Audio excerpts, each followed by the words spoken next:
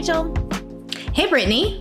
So today I want to start with a question that I think people get wrong all the time, which is probably a failing on the part of the school system on just general ignorance, I guess. But so I'm going to ask, the question for today is America a democracy? Because I think we Of hear course that we are. all the time, right? We hear that all the time. We also hear people, more so than hearing them call it that, I always hear like, oh, democracy is dead, or, thanks to Trump or thanks to Biden, they've killed democracy and blah, blah, blah. And then I remember thinking that and then going to college, and I took a bunch of constitutional law classes, and the professor was like, oh, well, we're not, a democracy. And you're like, what?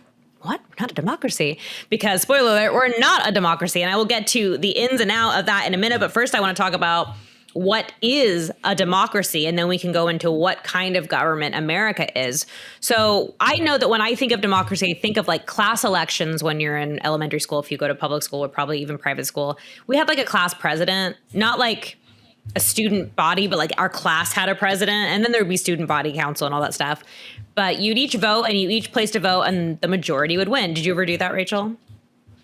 Yes, in high school. Yes. Okay. And they would promise everything, free cupcakes for lunch all the time, and the vending machines would be free. And then none of that ever happened.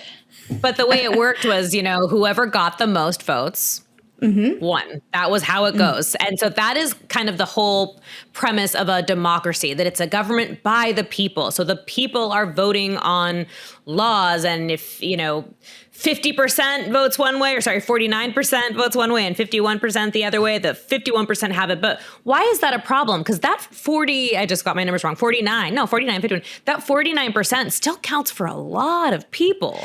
That's a lot of people that are not getting their way. People. Exactly. And there's no compromise, right? So it's 51% is really happy, 49% is pretty disappointed. That's not fair or just to me. And maybe it's not so bad if it's like, it was my 5th grade class. We had like 20 people in the classroom. It was like to be president in the classroom. Maybe that's not as big of a deal.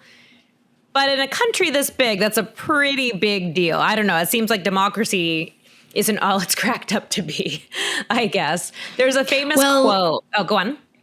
Well, luckily, we have a divided democracy to where there's different structures of power. So it's not one, like if we were voting for a dictator and we didn't have like the Senate and the Congress and all these other structures, then that'd be a really big problem. Yeah, it would be a very big problem. And, and that's why our founders didn't want it. But we'll get into that in a minute because I want to first talk about this quote. There's this quote, and if you Google it, it will say that a million different people will try to claim that they're the ones that made it up. So I'm not going to attribute it to anybody because it's one of those things that's been around. But there's a quote that says, democracy is 2 wolves and a sheep fighting over what's for dinner. Or it might be lamb, but sheep, lamb, same thing.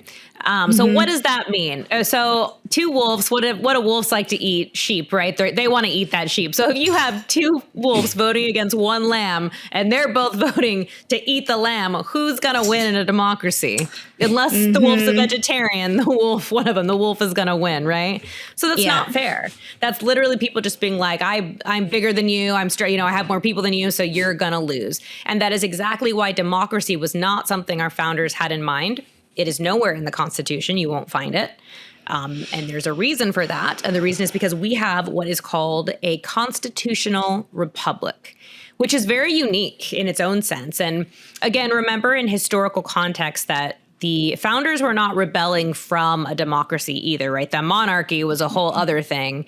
And one thing also to remember is while the king did retain all the power, most of the power, there was still like parliament. There were still other parts of the British government where there was like not Congress, but kind of like Congress, where there were other little governing bodies. But ultimately, the power went to the king. So there were some little sprinkles of a different kind of government system, but it still wasn't a democracy.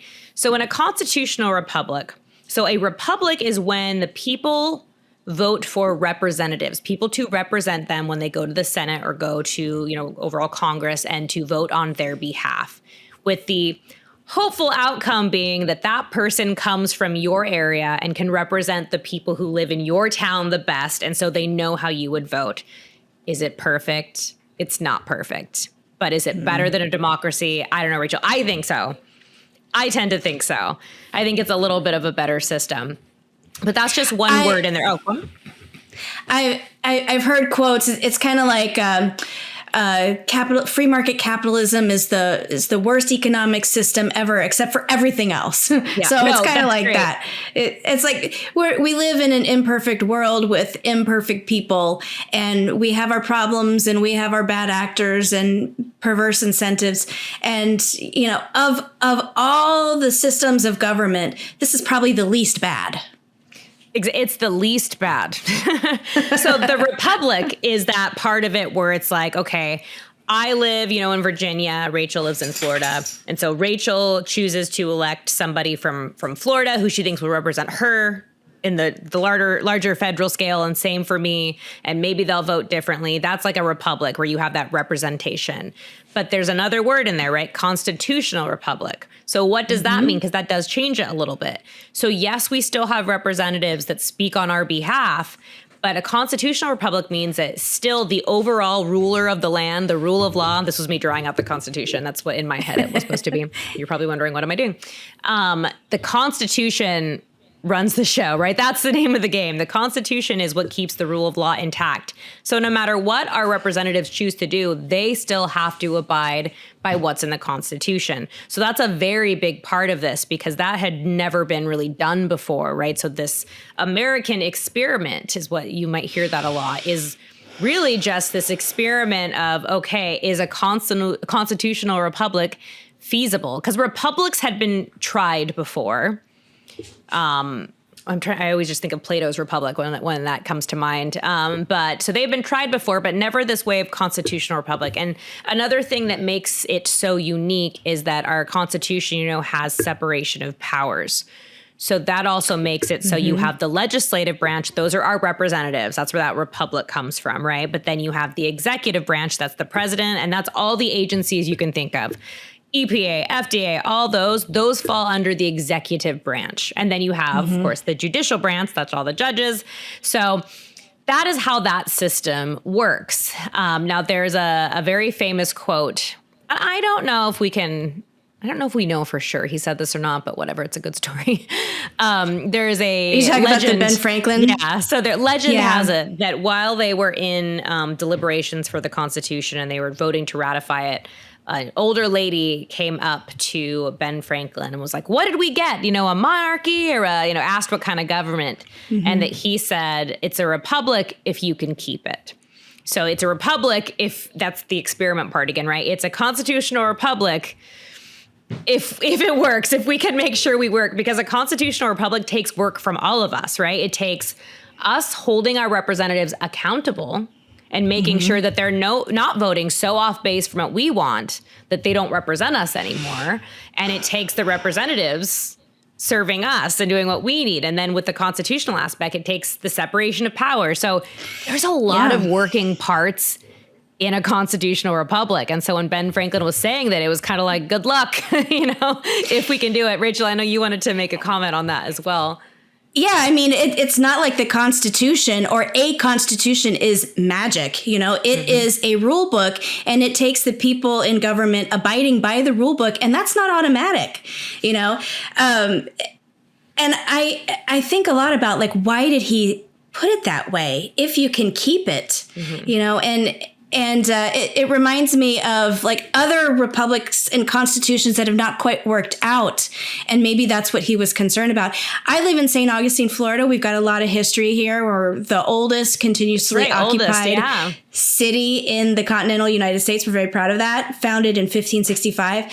But we have a plaza in our historic downtown. It's called the Constitution Plaza. And we have a monument, a big obelisk in the middle of that plaza. It's a Constitution monument.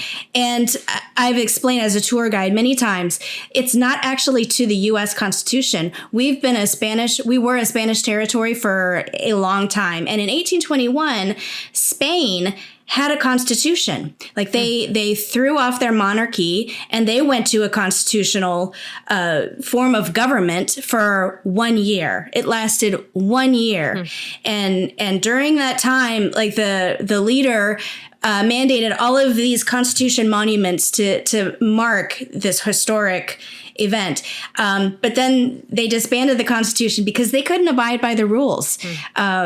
So, and they ordered all of these monuments destroyed after that. But here in St. Augustine, we liked our monument, so we kept it. And it's the only surviving one. So it just kind of underlines the fact that the rule of law has to be respected in order to be effective.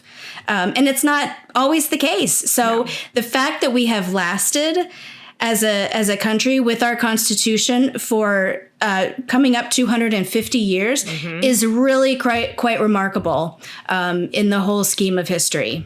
So it's something to be proud of. Yeah. So on the first day of class, so I had a great constitutional law or constitutional history and constitutional law teacher during my undergrad who was way more advanced than we deserved to have at my college.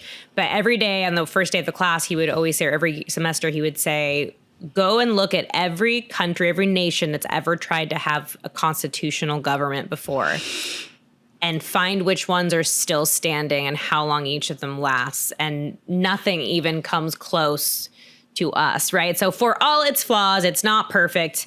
I always like to think about the founders said a more perfect union. It was never a perfect union, a more perfect union. The least bad, as Rachel said earlier.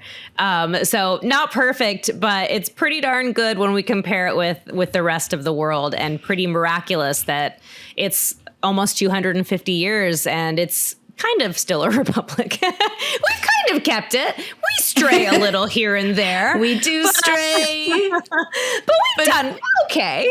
Yeah, I mean, relatively speaking. And we should always strive to be better. Yes.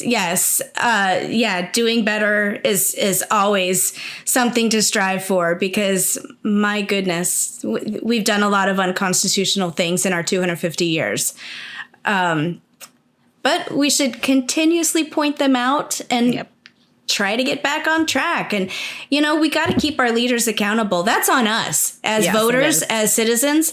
We got to keep them accountable, and we got to pay attention, because the cost of not paying attention is horrible, horrible leadership. So you got to be interested in politics. You got to pay attention.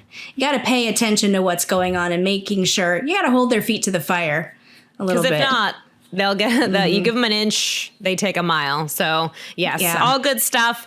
We will wrap it up there. Again, it's kind of interesting that we're coming up on the 250 anniversary of our country. I always think it's longer than that. And then I realize we are so new when we think about other countries. It's crazy. But we will leave it there. Please don't forget to like and subscribe to the podcast. And until next time, we will talk to you later. See you next time.